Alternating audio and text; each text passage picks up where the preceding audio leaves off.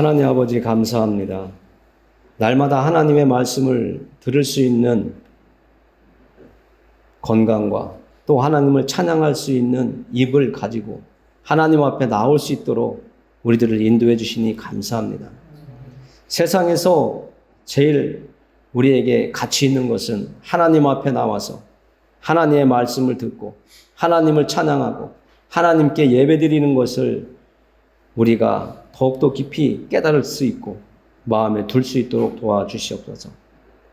하나님 아버지께서 오늘도 예배 자리에 저희들의 발걸음을 인도해 주셨사오니 하나님께서 주시고자 하는 그 말씀을 받아 먹고 또 이 세상에서 적용하며 살아갈 수 있도록 도와주시옵소서.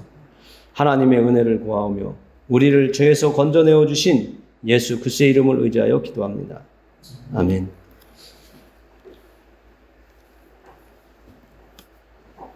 우리는 지금 하나님의 마음에 대해서 성경 말씀을 읽었습니다.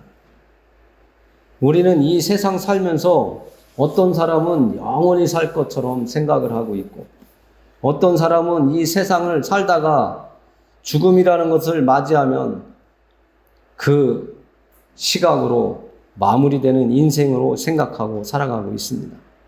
그러나 우리는 하나님 말씀을 통해서 예수 믿는 자든지 예수님을 믿지 않는 자든지 영원히 산다고 말씀을 통해서 들었고 또 말씀을 통해서 우리가 배웠습니다. 한 번 죽는 것은 끝이 아니라는 것도 말씀을 통해서 우리가 만났습니다. 그러나 우리는 항상 우리의 끝을 생각하지 아니하고 현재와 미래를 생각하되 마치는 종착역이 있다고 생각은 안 하고 살아가고 있습니다. 하다가도 잃어버리고 조금만 내가 무언가가 잘 되고 내가 생각했던 대로 잘 이루어지면 영원할 것처럼 착각을 하는 사람들이 우리입니다. 그러나 우리는 반드시 우리의 인생의 마지막 부분을 만나야 된다는 것을 알아야 됩니다. 그리고 그 시간을 생각한다면 우리는 생각을 하게 됩니다. 내가 젊어서 패기 있고 힘 있고 능력 있어서 열심히 살아가면 되겠지 했지만 나이가 먹으면 이제 나도 다른 사람들이 우리의 선조들이 갈 길을 가는 것처럼 갈 길을 준비해야 되겠구나. 내가 남은 인생을 어떻게 마무리하면서 의미 있게 살아가면 좋을까? 이런 생각을 하게 되죠. 그래서 우리 사람들에게는 끝이 있다라고 하는 것을 우리는 알아야 됩니다. 그래서 우리는 다시 한번 우리가 교회에 출석하면서 하나님의 말씀을 듣고 있고 예수 그리스도를 믿고 내가 천국을 가기로 마음먹은 사람들이기 때문에 다시 한번 생각을 해봐야 됩니다. 내가 이 세상 살면서 맨날 힘든 시간만 있는 것이 아니라 하나님께서는 우리에게 평안을 주신다고 했는데 우리는 항상 불만과 불평과 원망과 왜 나만 이렇게 힘들게 사냐고 자꾸 이야기를 하는데 그런 분들은 단언코 말씀드리는데 아직까지 하나님을 진짜 만나지 못한 분들입니다. 하나님을 만났다고 말은 하고 있지만 진정으로 하나님을 내가 인격적으로 만나지 못하고 말씀으로만 어떤 지식으로만 만난 사람들은 불평과 원망을 하게 되어 있습니다. 광야 생활을 했던 이스라엘 백성들의 모습을 보면 우리는 너무 쉽게 우리의 인생을 생각할 수가 있는 겁니다. 그래서 우리는 하나님을 만나야 됩니다. 그리고 우리가 하나님의 그 마음을 우리가 갖기 위해서는 우리가 하나님을 바라봐야 되는 겁니다. 앙망해야 된다고 하죠. 그래야지만이 오늘 우리가 읽은 말씀처럼 하나님이 우리에게 주시고자 하는 것 우리가 가질 수가 있는 겁니다. 내가 하나님을 만나기 위해서 하나님을 바라봐야 되고 그 다음에는 저와 여러분들이 하나님을 붙잡아야 되는 겁니다. 여러분들이 젊어서 배우자를 만났을 때 저 여자가 최고야, 저 남자가 최고야 이렇게 생각하고 놓지 않고 어떻게 같이 살아볼까 붙잡으려고 애쓰고 힘썼던 것처럼 우리는 하나님을 붙잡아야 됩니다. 그렇게 붙잡으려고 노력하다 보면 하나님이 우리에게 약속하신 평안과 미래와 희망을 주신다고 말씀하는 겁니다. 지금까지는 우리가 어떻게 살아왔든지 간에 우리는 앞으로 살아갈 날들이 더 중요한 겁니다.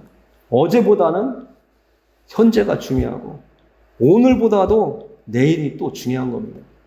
우리의 마음은 어제 같지 않습니다. 오늘 다짐한 그 마음 내일 가면 변질될 수 있습니다. 사람의 세계는 배신의 시대 역사라고 이야기하는 분들도 많이 있지 않습니까? 우리는 이 세상을 살아가면서 어떤 문제가 있거나 고난과 사건들이 있을 때 그때마다 우리는 조금 전에 말씀드린 것처럼 하나님 앞에 나아가서 하나님을 붙잡고 기도를 하는 겁니다. 오늘 말씀 14절에 보면 이렇게 말씀하고 있잖아요. 여호와의 말씀이니라 나는 너희들을 만날 것이며 너희를 포로된 중에서 다시 돌아오게 하되 내가 쫓아보내었던 나라들과 모든 곳에서 모아 사로잡혀 떠났던 그곳으로 돌아오게 하리라. 이것은 여호와의 말씀이니라. 하나님의 말씀이에요. 그런데 돌아오기 전에 우리가 또 해야 될 것이 있다고 13절에서는 분명하게 말씀하고 있어요. 이 13절이 선행이 되지 아니하면 14절에 하나님의 은혜를 우리가 만날 수가 없는 겁니다.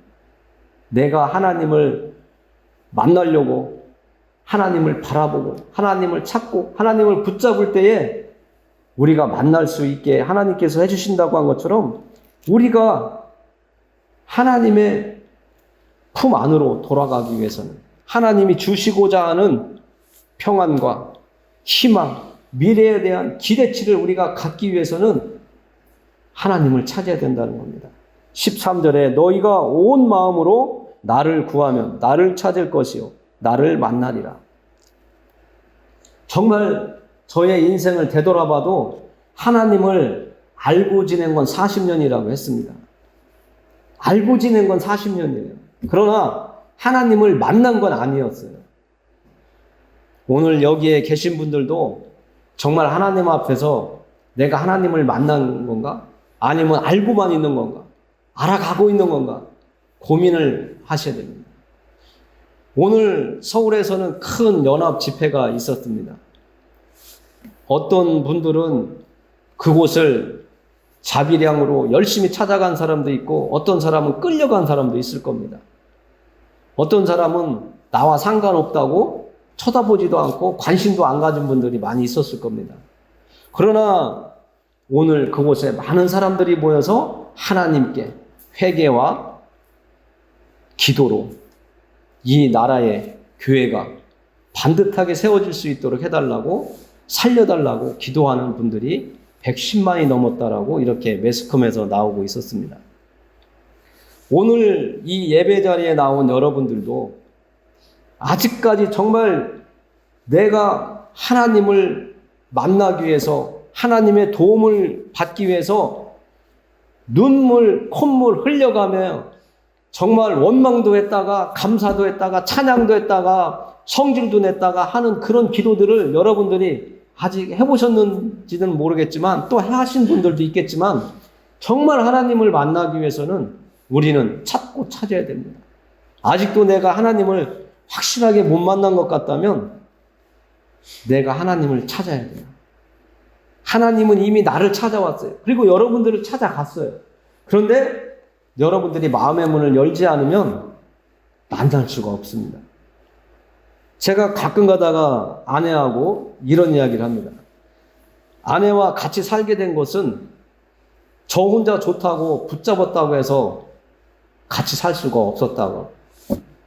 내가 붙잡았을 때에 마음의 문을 열어줬기 때문에 같이 살게 된 거라고 말을 나누는 일이 종종 있습니다. 정말 두 사람이 만나서 낯선 사람들끼리 한 현관문을 열고 들어갔다 나온다는 거 쉬운 일이 아니죠. 그 문을 열고 닫으면서 같이 살기 위해서는 고통과 번뇌와 고민과 염려와 무거운, 정말 받아들이고 이해하기 힘든 것까지도 내가 마음의 문을 열고 하나님의 그 인자하심과 선하심과 노하기를 더디하시는 그 은혜롭고 자비로우신 하나님의 성품을 우리가 닮아가지 아니하면 같이 살기 어렵습니다. 우리가 하나님을 온 마음으로 구하고 찾고 하나님 저 좀 만나주세요 하는 이 사건은 내 마음을 열고 가야 됩니다. 내 마음을 딱딱하게 해놓은 상태에서 하나님 앞에 가서 나 좀 만나주세요. 왜 내가 하나님 앞에 와서 이렇게 부르짖고 찾고 하나님을 경험하고 싶은데 왜 나한테는 아무 일이 일어나지 않습니까? 이런 일을 말을 할 수가 있습니다. 그와 반면에 오늘 정말 놀라운 또 한 사람이 예수님을 만나는 것을 우리가 알 수가 있습니다. 그는 스스로 마음의 문을 열었는지 아니면 성령께서 그의 마음의 문을 열어서 예수님을 따르게 했는지 그것은 우리가 기도하면서 말씀을 들으면서 또 여러분들이 한번 묵상하면서 하나님의 뜻을 찾아보시길 바랍니다. 마태복음 9장 9절에서 12절에 보면 예수님의 제자 중 한 사람이 나옵니다. 그는 예수님을 쫓는 사람도 아니었고 따라다니던 사람도 아니었습니다. 그런데 예수님이 나를 따르라고 하는 그 한마디에 그는 모든 것을 버리고 예수님을 따랐다라고 성경은 말하고 있습니다. 제가 읽어보겠습니다. 예수께서 그곳을 떠나 지나가시다가 마태라 하는 사람이 세관에 앉아있는 것을 보시고 이르시되 나를 따르라 하시니 일어나 따르니라. 예수께서 마태의 집에서 앉아 음식을 잡수실 때에 많은 세리와 죄인들이 와서 예수와 그의 제자들과 함께 앉았더니 바리새인들이 보고 그의 제자들에게 이르되 어찌하여 너희 선생은 세리와 죄인들과 함께 잡수시느냐. 예수께서 들으시고 이르시되 건강한 자에게는 의사가 쓸데없고 병든 자에게라야 쓸데있느니라. 이 말씀을 우리가 읽으면 별거 아닌 것 같지만 마태는 예수님이 나를 따르라고 했을 때에 주저하지 않고 따르면서 예수님을 자기 집으로 초대해서 제자들과 또 많은 다른 사람들과 함께 음식을 나눴다라고 이렇게 나옵니다. 이 당시에 세리는 우리가 잘 알고 있지만 로마가 이스라엘을 점령하고 있었기 때문에 그 세금을 거두면 로마에 보내는 그 작업을 하기 위해서 세리를 둔 건데 이 세리는 유대인들이 배신자라고 죄인이라고 그 사람하고는 상대도 않고 소외시키고 그를 경멸하는 직업을 가진 마태였습니다. 우리의 과거가 예수님을 만나기 전에는 죄인의 신분이었던 것처럼 마태는 많은 사람들로부터 따돌림당하고 저주받고 죄인 취급받고 정말 민족의 배신자라고 하는 그런 소리를 들어가면서도 돈이 좋아서 그 세리의 자리에 있었습니다.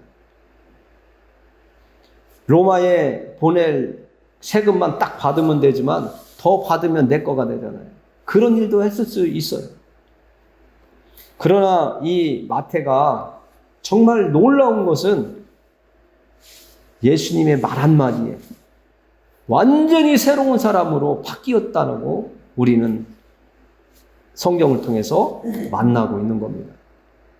우리는 인생을 살면서 어떤 동기와 계기와 어떤 사건을 통해서 우리는 변화의 삶을 살아가게 되어 있습니다. 그 사건이 나를 긍정의 사람으로 이끌어갈 것인지 나를 악한 사람으로 이끌어갈 것인지는 아무도 모릅니다. 그러나 오늘 예수님께서는 이 마태를 부르실 때에 마태는 제 생각에 또 많은 사람들이 이 상황을 유추하면서 말씀할 때에 예수님이 부르시는 그 말 한마디에 마음이 녹아버렸다. 그리고 성령의 인도하심 속에 마태의 마음이 열려서 예수님을 따라갔을 것이다라고 이야기를 합니다. 저도 이 마태가 세상에서 누리던 그 모든 것을 내려놓고 예수님을 따랐다고 하는 것은 참으로 놀랍다고 생각을 합니다. 저도 이 자리에 서서 이렇게 말씀을 여러분들에게 전하는 자리에 서게 될 줄은 저도 생각도 못했었지만 이 마태가 새로운 인생의 시작점이 예수님께서 부르시는 그 말 한마디에 일어났다는 겁니다. 여러분들의 인생에 있어서도 정말 나는 언제 새로워졌나? 내 인생에 그 내가 꿈꿔왔던, 계획했던 그 모든 일들이 접어지고 내려놓게 되고 새로운 인생을 꿈꾸게 되고 그 새로운 일을 또 시작하게 되고 행동으로 옮기며 살아가게 되었는가?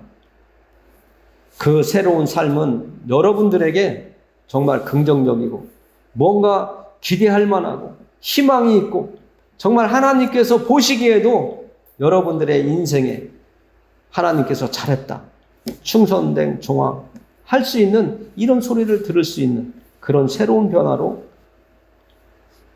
갈 수 있는 사람이 되었는가?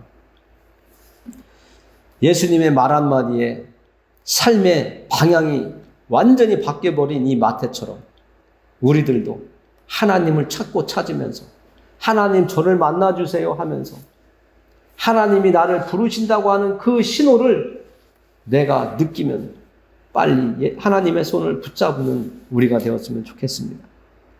지금까지 살아오면서 많은 사건들이 있었지만 그 모든 사건들을 통해서 우리는 하나님의 뜻에 맞추어지도록 다듬어지고 있다는 것을 우리는 잊어서는 안 됩니다. 이스라엘 백성들이 광야 40년을 걸으면서 하나님의 지도와 하나님의 인도함을 받았습니다. 그들의 삶을 볼 때에 마태처럼 많은 불만과 불평도 가지고 있고 원망도 가지고 또 많은 시기와 질투와 주변 사람들로부터 부딪히면서 살았을 겁니다. 그러나 하나님께서는 그 광야의 생활을 통해서 이스라엘 백성들을 교육하셨고 가나안 땅에 들어가서 그 가나안 땅을 정복하고 하나님을 잘 섬기며 살 수 있는 하나님의 시민으로, 하나님의 백성으로 만들어가고 계셨다는 것을 우리는 알 수가 있습니다. 오늘 이 시대를 살아가는 우리들도 우리의 마지막이 오기 이전에 정말 진정한 신앙으로 하나님을 잘 섬기고 예수님을 잘 따라가는 그런 믿음의 사람이 되기 위해서 하나님을 찾고 또 하나님을 만나고 하나님을 바라보면서 하나님을 붙잡는 그런 믿음의 길을 갔으면 하고 하나님께서 오늘 저에게 이 말씀을 선포하게 하신 것 같습니다. 여러분들이 받아 가지고 가느냐 안 가지고 가냐는 여러분들에게 달려 있습니다. 그러나 하나님은 저에게 선포하게 하셨습니다. 선포하게 하셨다는 것은 여러분들이 꼭 가지고 가기를 원하신다는 것도 아시길 바랍니다.